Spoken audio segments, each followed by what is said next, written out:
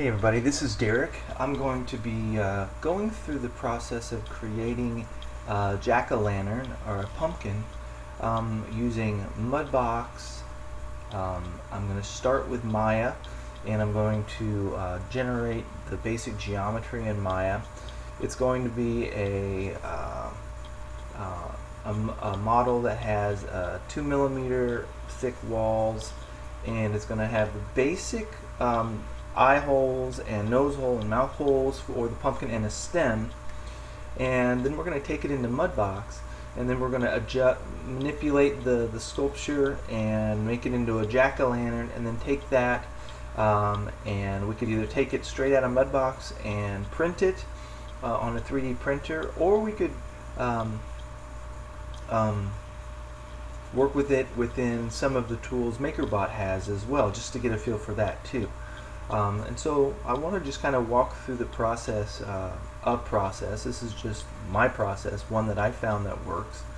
So I want to make a model that is very, it doesn't have any artifacts, it doesn't have any sort of edge problems, and has a thickness that, so I don't have a big block of plastic in the end. I want to have a nice thickness, and so that's the idea.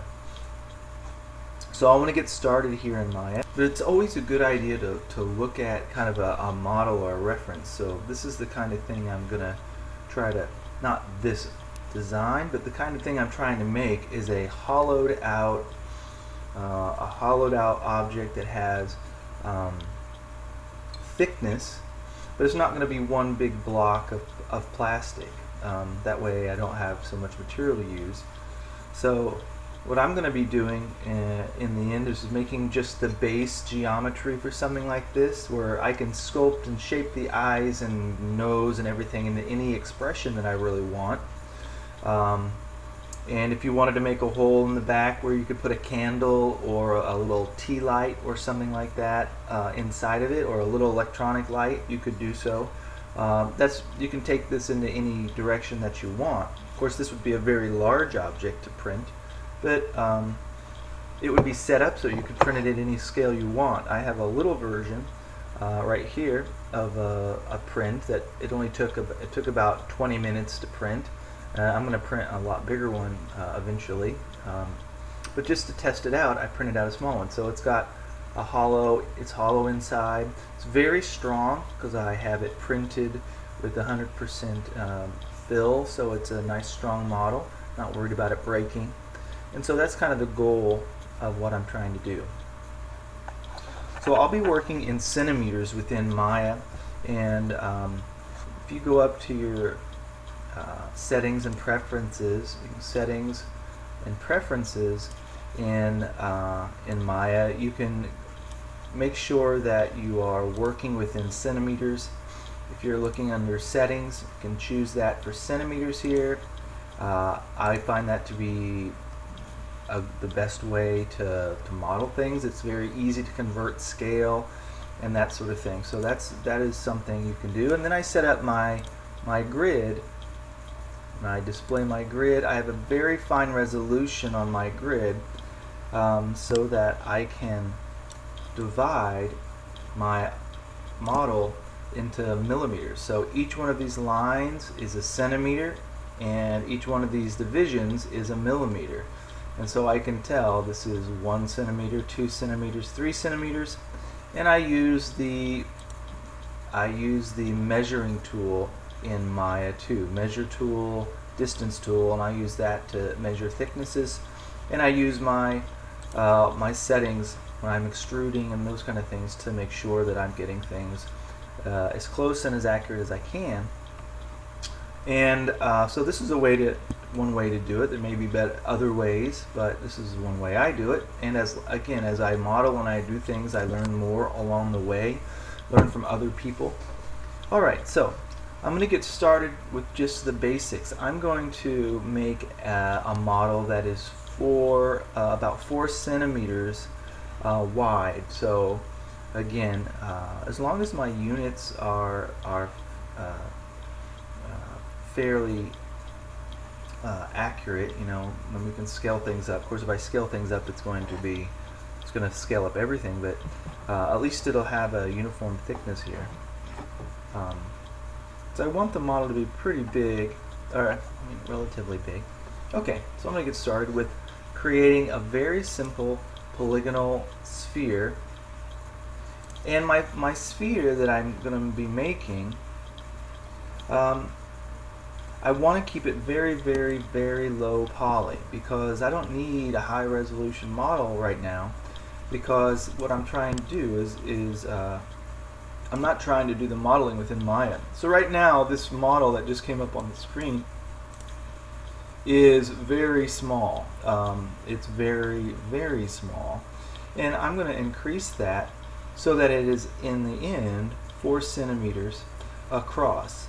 So if I change my values to 2 here, because of my settings, I'm going to get 4 centimeters, because it's 2, a radius is 2, which means that the entire diameter will be 4. So I'm getting a 4 centimeter wide, or 4 centimeter sized sphere.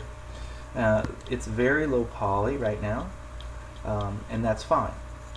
Now, one of the things that I'm going to want to do is that I'm going to have to increase the overall resolution of this model so I can have some faces. And what I want to do is I'm going to remove some faces. Once I remove some faces on the main sphere itself, I'm going to extrude it inward or outward, depending on which direction you want to go. If you have to be 4 centimeters on the outside, then I would go in. If it didn't matter, I could pull it out, and it's just up to you, whatever you want it to do.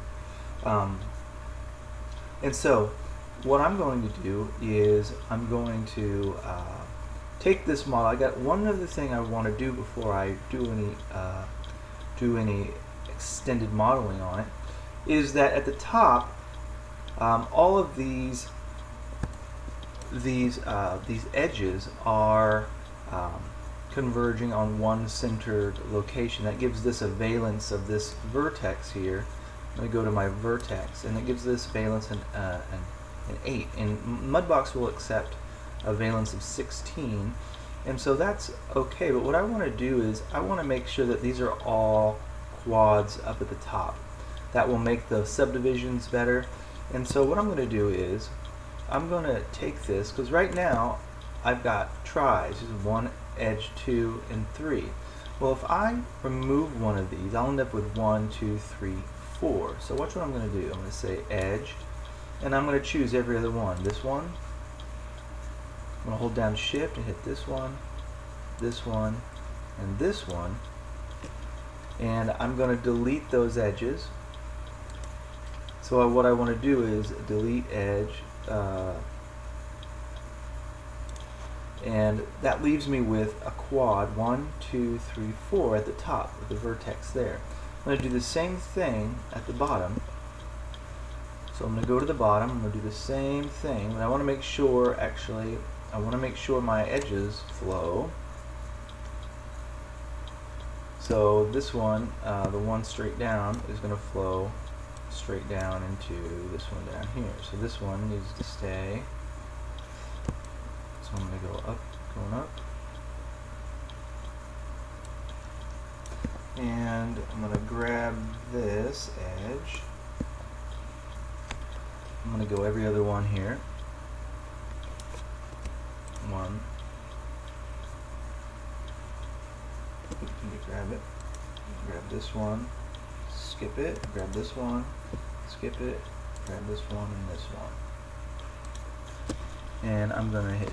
I'm going to simply say I could just delete them by hitting delete, but so I've got that. So if I went to my smooth proxy right now, it's going to smooth rather nicely, keeping everything quads. Yeah, this is a nice quad face. Mudbox wants quads, and I want to prepare my model ahead of time, knowing that my model is going to be the best it can be when I take it in there, so I don't get any artifacts. Okay, so that's one of the first things I need to do. And next, since I have my model the way that I want it, I'm going to, since this is a fairly simple model, I can subdivide this group of polygon. I'm going to smooth it, or I can subdivide it. I'm going to smooth the whole thing 1 or 2 levels. I think I'm going to go down to smooth. When I do that, let me go to object mode. I wasn't paying attention. Go to my object. Let's say smooth. Make sure my options are up. Reset settings and say smooth. And now I have this level here. And notice that everything looks really good. The bottom's looking good. Go up to the top here.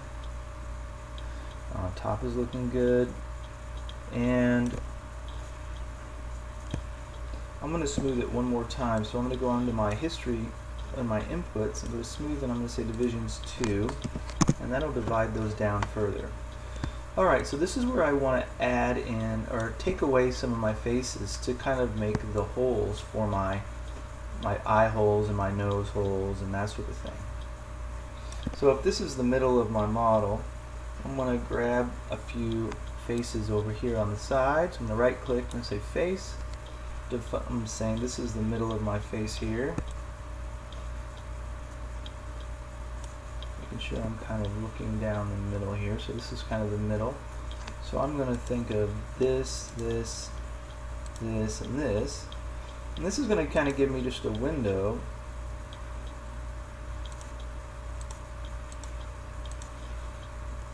A window for eyes. I'm going to hit delete, so there'll be a hole for eyes.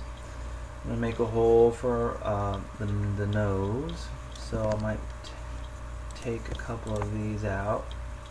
I'm going to hide my grid for a minute. Now I don't have to be too careful about, I'm not trying to make a shape necessarily. I'm just going to prepare the surface and give myself some holes to work with because I want this to be hollow in the end. And then I need to make some mouth holes. So one way you could do it is you could paint a paint selection and paint over these surfaces. I'm going to go back to face, and I can use my B, hold down B and right mouse, or sorry, hold down my B tool and hold down B and left mouse, and then I can paint kind of, I'm going to kind of try to keep kind of an idea that I am painting it at diagonal. Now you don't have to paint a smile on your pumpkin, but you do want to paint some kind of hole that you're going to be working with. Actually, that might be too much of an indicated smile. I really just want to put a hole there so that I will actually decide what I'm going to make, what kind of facial expression I'm going to make in Mudbox. So I'm just going to kind of give myself a hole. Alright, so I'm going to use something like, okay, I'm just going to keep it fairly nondescript. I'm just going to cut this hole out like that, making sure I've got it even. I'm going to make sure I've got, this is the middle of my face. I've got 2 on this side, and I need 1 more row right there. I'm going to say delete. Okay. Okay. So now that I have this, before I pull out a stem or anything, I'm actually going to give myself some thickness to my model at this point, and then pull out the stem. Because what I've found is if you pull out the stem first and then add thickness, it bloats the stem. And that's a pain, and I didn't want that. So I want to make the thickness of the shell, again, using this as a reference, make the thickness of the actual material here. So I'll give it some thickness, then pull out the actual stem. Okay, so that's what I'm going to do. So I'm going to go back to my model here, and actually I probably want to save this as I go along, and if you haven't done this, you probably want to save it and create yourself a nice project folder. A nice project. So I'm going to go to my project window.